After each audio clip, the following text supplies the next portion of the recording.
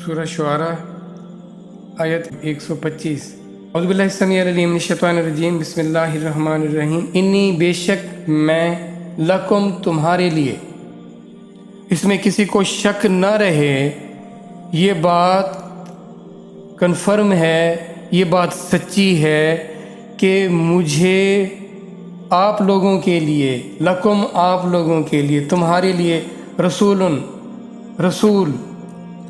रसूल पैगाम दिया गया, मुझे कुछ अमानत दी गई और उस अमानत को, उस पैगाम को, उस खैर खाही को, उस नसीहत को, उस खबर को मुझे आप लोगों तक पहुंचाने के लिए भेजा गया। अमीन, और मैं इसका अमानतदार हूँ। अमीन वो शख्स होगा जो उसको अमानत दी जाए, कोई ज़िम्मेदारी दी जाए, तो पैगाम दिया जाए तो उसको पूरी ईमानदारी के साथ, अपनी पूरी सलाहियत के साथ उसको उसके मालिक तक पहुंचा दे या उसकी हिफाजत करे कि जब तक वो उस तक पहुंचती नहीं है तो वो उसकी हिफाजत करे। तो अमीन, तो मुझे अमानतदार बनाया गया है। और अमानत क्या थी? वो पैगाम था। उस पैगाम के लिए मुझे आपके पास भेजा गया है रसूल। अब आप रसूल की शख्सियत के बड़ी बड़ी बातें करें, लेकिन जो अमानत या जो पैगाम उनको दिया गया, जो ज़िम्मेदारी दी गई, उससे आप अपने आप को बरी ज़िम्मा कर लें, तो फिर आपने उनको रसूल तो ना माना। आप किसी की खूबसूरत शख्सियत के गुण गाएं, वाह वाह करें, लेकिन ये भूल जाएं कि वो शख्सियत पैगाम क्या लाई है, उनको भेजे जाने का मकसद क्या था। मकसद वो पैगाम था। और हमने भी अपने रसूल सल्लल्लाहु अलैहि वसल्लम के साथ कुछ इस तरह का रवैया या कुछ इस तरह का ताल्लुक़ रखा हुआ है। इस ताल्लुक़ को हमें भी ठीक करना होगा कि रसूलुल्लाह सल्लल्लाहु अलैहि वसल्लम क्या देकर भेजे गए, तो उससे क्या हमारा ताल्लुक़ या हमारा उस पर ईमान या हमारा उस पर अमल ठीक है या ठीक नहीं है। हम इसको भूले हुए हैं, हम इसकी तरफ नहीं आ रहे। और उम्मत की नाकामी का या उम्मत का ये जो इस हाल को पहुंच गई, उसकी वजह यही थी कि उम्मत उस पैगाम से दूर हो गई जिस पैगाम के साथ रसूलुल्लाह सल्लल्लाहु अलैहि वसल्लम को मबूस फरमाया गया। तो ये अब वो क्या पैगाम देते हैं? आयत 126 में देखें, फत्तकुल्लाह, सो तुम डरो अल्लाह से, तकवा इख्तियार करो अल्लाह का। और इसके लिए क्या करना पड़ेगा आपको?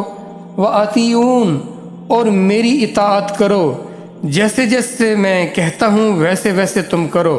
जिन चीज़ों से मैं आपको मना करता हूँ तो मना हो जाओ, जिन कामों के करने का हुक्म देता हूँ तुम उन कामों की तरफ आ जाओ, चाहे तुम्हें पसंद हैं या नहीं पसंद। इताअत कहते हैं कि चाहे आप उसको अपने लिए अच्छा जान रहे हैं या नहीं जान रहे, आपको वो चीज़ पसंद है या नहीं है, आपको हर हाल में उसको करना है, पैरवी करनी है, उनके नक्शे कदम पर चलना है। इताअत, अगर आप चाहते हो कि आप तकवा वाले बन जाओ तो आपको अल्लाह के भेजे गए रसूल की इताअत आप पर लाजिम है।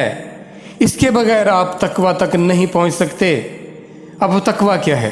तकवा ये है कि अल्लाह की ज़ात को पहचाना जाए और अल्लाह की ज़ात को इस कदर अपना महबूब बना लिया जाए कि उसके किसी हुक्म से सरताबी ना की जाए, उसके किसी हुक्म के खिलाफ ना जाया जाए।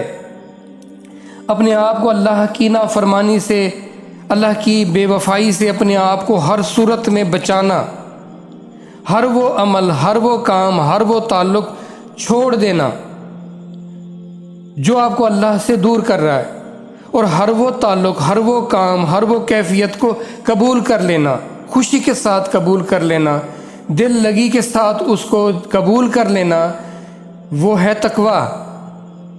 तो तकवे का हुक्म दिया गया। हर नबी ने, हर रसूल ने اپنی قوم کو، اپنی امت کو تقوی کا درس دیا، اللہ سے تعلق کا درس دیا۔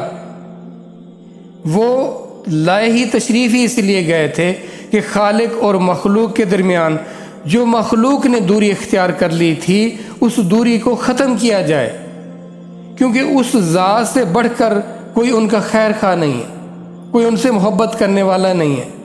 تو انہوں نے اس محبت کو، اس تعلق کو پیش کیا۔ جس نے اس تعلق اور محبت کو قبول کر لیا وہ کامیاب ہو گیا، اور جس نے اسے منہ پھیر لیا وہ برباد ہو گیا۔ اب اس قوم میں سے جن لوگوں نے ان کے پیغام کو قبول کیا وہ کامیاب ہوئے، اور جنہوں نے اس کا ہنسی مذاق ٹھٹھا کیا، اس کو غیر اہم جانا، اس کو منہ پھیر لیا، اپنی ہی خواہشوں میں، اپنے ہی کاموں میں، اپنی ہی نمود و نمائش میں، دیکھیں ان میں کیا قباحت تھی، ان میں کیا گناہ تھا۔ وہ تھا تکبر کا، اور وہ کس صورت میں تھا؟ وہ اپنے بڑے بڑے گھر بنایا کرتے تھے، بڑے عالیشان محلات، پھر اس میں نمود و نمائش کے سارے سلسلے، اور اسی میں لگ کر انہوں نے اپنی قیمتی مہلت کو برباد کر دیا۔ ان کا سوچ، ان کی ویژن ڈسٹرب ہو گئی تھی، ٹریک سے ہٹ گئی تھی، وہ ڈی ٹریک ہو گئے تھے۔ ان کو اس ٹریک پر، اس راستے پر، اس صراط مستقیم پر لانے کے لیے اللہ نے اپنا رسول ہود علیہ السلام کو بھیجا۔ اچھا، پھر انہوں نے اس ساتھ جو کیا تو پھر اس قوم کے ساتھ کیا کیا گیا؟ اللہ ہمیں یہ ساری خبریں دے رہے ہیں، اور ہم ہیں کہ اس خبر کو اہم ہی نہ جانیں، اس کو ضروری ہی نہ جانیں، تو ہم کس کا نقصان کر رہے ہیں؟ اپنا ہی نقصان کر رہے ہیں۔ اس کی وجہ کیا ہے؟ وجہ یہی ہے کہ ہمیں جہالت میں، ہمیں نقص میں ڈال دیا گیا، اور ہم اس میں پڑے رہے۔ ہم نے اس میں بہتری کو تلاش نہ کیا۔ تو اپنے آپ کو بہتر کرنا ہے، سمجھنا ہے کہ کون ہیں آپ کہاں سے آئے ہیں، اور آپ نے جانا کدھر ہے۔ کوئی تو ہے نا آپ کا جو خالق ہے، مالک ہے، رب ہے، جس نے آپ کو اس جہان میں بھیجا ہے، جس نے آپ کی ضرورت اور حاجت کی زندگی کے لوازمات کو میسر کیا ہے۔